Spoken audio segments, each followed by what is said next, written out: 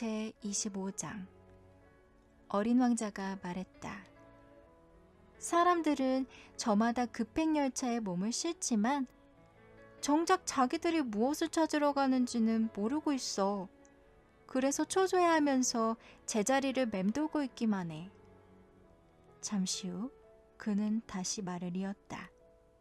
그럴 필요가 없는데.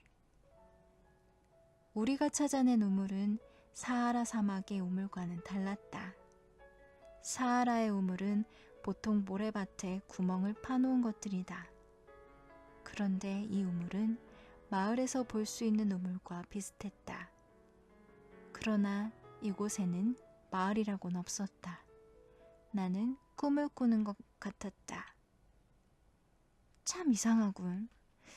모든 게 갖추어져 있잖아. 도르래, 물통, 밧줄. 내가 이렇게 말하자 그는 웃으면서 도르래를 잡아당겼다. 오랫동안 잠을 자고 있던 낡은 풍차가 바람에 흔들리듯 도르래는 삐거덕 소리를 냈다. 이 소리 들려? 우리가 이 우물을 잠에서 깨운 거야. 우물이 노래를 하잖아. 어린 왕자가 말했다. 나는 그에게 힘든 일을 시키고 싶지 않았다. 이리 줘. 내가 할게. 너에게는 너무 무거워.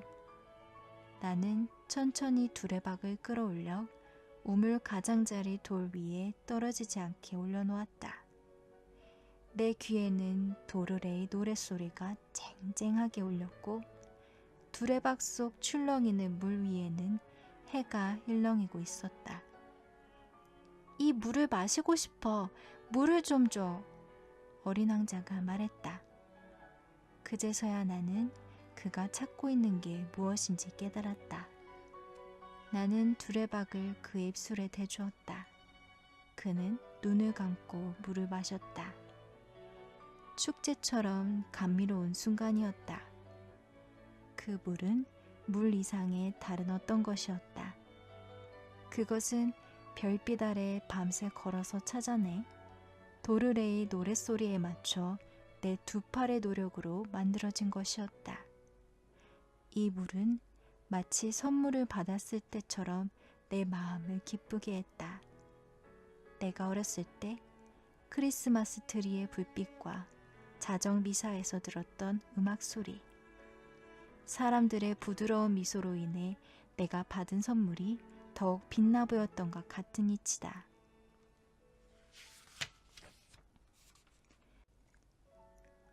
아저씨별의 사람들은 한 정원 안에 장미꽃을 5,000송이나 가꾸지만 그들이 원하는 것을 거기서 찾지 못하고 있어. 어린 왕자가 말했다. 그래, 네 말이 맞아.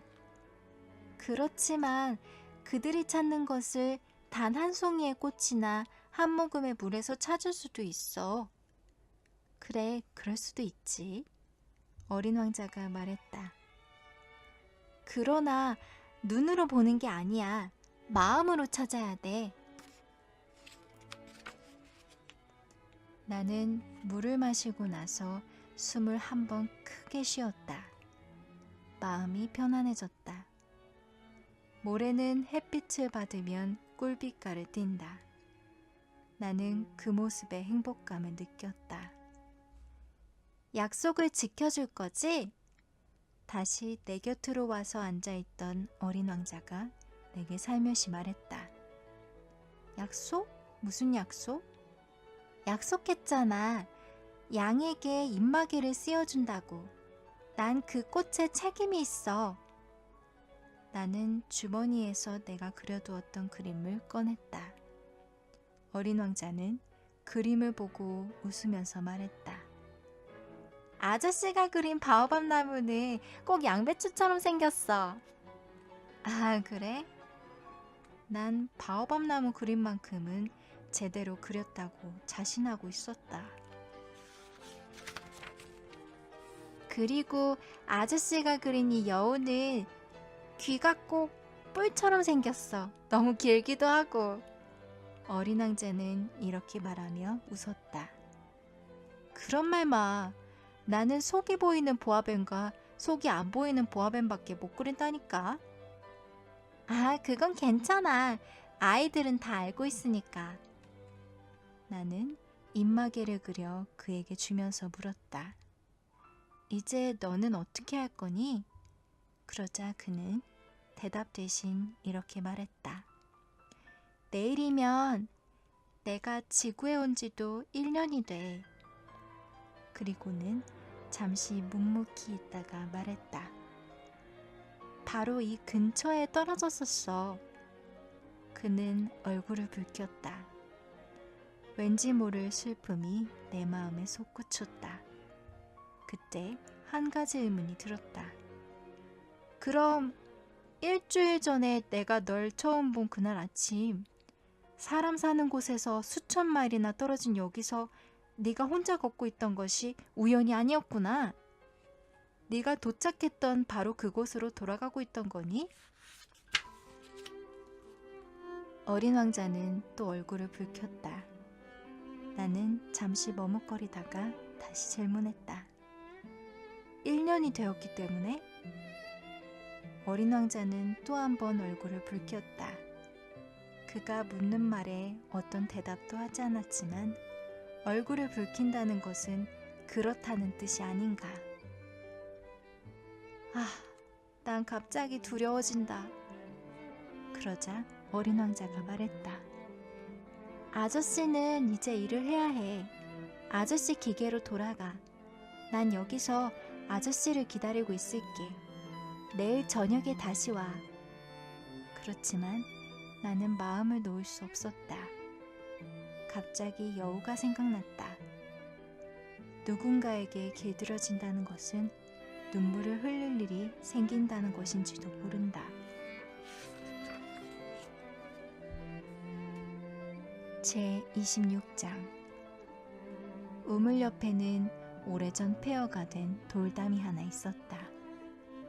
다음날 저녁 일을 마치고 돌아와 보니 어린 왕자는 그 위에 다리를 늘어뜨리고 앉아 있었다. 그리고 누군가에게 말하는 소리가 들렸다. 기억 안 나? 정확하게 여기는 아니야. 그가 다시 대꾸하는 걸로 봐서 또 다른 목소리가 그에게 대답하는 듯 했다. 아니야, 아니야. 날짜는 맞지만 장소는 여기가 아니야. 나는 담을 향해 걸어갔다. 어린 왕자 주위에는 아무도 없었고 어떤 목소리도 들리지 않았다. 그런데도 어린 왕자는 다시 누군가에게 말을 했다. 물론이야. 모래 위에 내 발자국이 어디서 시작되는지 잘 봐둬. 거기서 날 기다리면 돼. 오늘 밤 그리로 갈게. 나는 돌담에서 20m쯤 되는 거리에 있었지만 여전히 아무것도 눈에 띄지 않았다. 어린 왕자는 잠시 침묵을 지키다가 말을 이었다. 내 독은 좋은 거지? 나를 오랫동안 아프게 하거나 하진 않을 거지? 나는 가슴이 두근거려 우뚝 멈춰섰다. 무슨 이야기인지 도무지 알 수가 없었다. 그럼 이제 가봐. 내려가야겠어. 어린 왕자가 말했다. 그때서야 나는 담 밑을 내려다보다가 그만 깜짝 놀라고 말았다. 그곳에는 30초 만에 사람의 목숨을 앗아갈 수 있는 노란 뱀 하나가 어린 왕자를 향해 몸을 꼿꼿이 세우고 있었던 것이다. 권총을 꺼내려고 호주머니를 뒤지며 나는 달려갔다. 그러나 뱀은 내 발소리를 듣자마자 마치 모래 속으로 스르르 물줄기가 잦아들듯 미끄러져 들어가더니 가벼운 금속성 소리를 내며 돌들 사이로 교묘히 몸을 감추어 버렸다. 나는 담밑까지 달려가 눈처럼 하얘진 어린 왕자를 품에 안았다. 이게 도대체 어찌 된 일이니? 이젠 뱀들과 이야기를 하다니. 나는 그가 목에 두르고 있는 금빛 머플러를 풀어주었다. 그리고 관자놀이를 물로 적셔주고 또 물을 마시게 했다. 그러나 이제는 그에게 무어라 물어볼 용기가 나지 않았다. 진지한 얼굴로 나를 바라보던 어린 왕자는 두 팔로 내 목을 감싸 안았다. 총에 맞아 죽어가는 새처럼 그의 심장이 뛰는 것이 느껴졌다. 아저씨가 고장난 기계를 고쳐서 다행이야. 이제 아저씨는 집으로 돌아가게 되겠지? 그걸 어떻게 알았니? 도저히 고치지 못할 것 같던 비행기를 극적으로 고쳤다는 사실을 그에게 알리려던 참이었다. 그는 내 질문에는 대답하지 않고 이렇게 덧붙였다. 나도 오늘 내 별로 돌아가. 그러더니 슬픈 목소리로 말했다. 내가 갈 길이 훨씬 더 멀고 더 힘들어. 무엇인가 심상치 않은 일이 벌어지고 있다는 것을 느낄 수 있었다. 나는 그를 아기처럼 품에 꼭 껴안았다. 그런데도 그가 마치 깊은 심연 속으로 빠져들어가고 있는 것처럼 느껴졌다. 그는 심각한 눈으로 아득히 먼 곳을 바라보고 있었다. 나에겐 아저씨가 그려준 양이 있어. 그걸 넣어둘 상자도 있고 또 입막에도. 그리고 쓸쓸히 웃었다. 나는 오랫동안 기다렸다. 그러자 그의 몸이 조금씩 따뜻해지는 것이 느껴졌다. 너 무서웠구나. 틀림없이 그는 무서웠을 것이다. 그런데도 그는 부드럽게 웃고 있었다. 오늘 밤엔 더 무서울 거야. 영영 돌이킬 수 없는 어떤 일이 일어나고 있다는 느낌에 나는 다시 눈앞이 캄캄해졌다. 어린 왕자의 웃음소리를 영영 다시 들을 수 없게 되리란 생각이 들자 견디기 힘들었다. 그 웃음은 내게 있어 사막의 샘과 같은 것이었다. 네 웃음소리를 다시 듣고 싶어. 그러나 그는 이렇게 말했다. 오늘 밤이면 꼭 1년이 돼. 내 별이 내가 작년 이맘때 떨어진 그 장소, 그 바로 위에 있게 될 거야. 그 뱀이니 만날 약속이니 별이니 하는 이야기는 모두 나쁜 꿈 같은 거 아니니. 그러나 그는 내 물음에 대답하지 않았다. 단지 중요한 건 눈에 보이지 않아 라고 말할 뿐이었다. 그래, 꽃도 마찬가지야. 어떤 별에 사는 꽃을 좋아한다면 밤에 하늘을 쳐다보는 게 즐거울 거야. 어느 별에나 다 꽃이 피니까. 그래, 물도 마찬가지야. 아저씨가 내게 준 그 물은 마치 음악 같았어. 도르래와 밧줄 때문에. 기억하지? 정말 맛있는 물이었어. 그래. 밤마다 별들을 바라봐.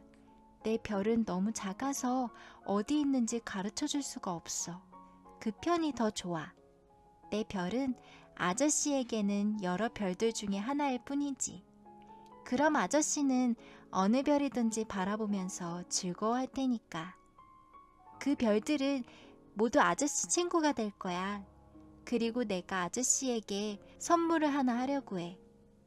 그렇게 말하며 어린 왕자는 웃었다.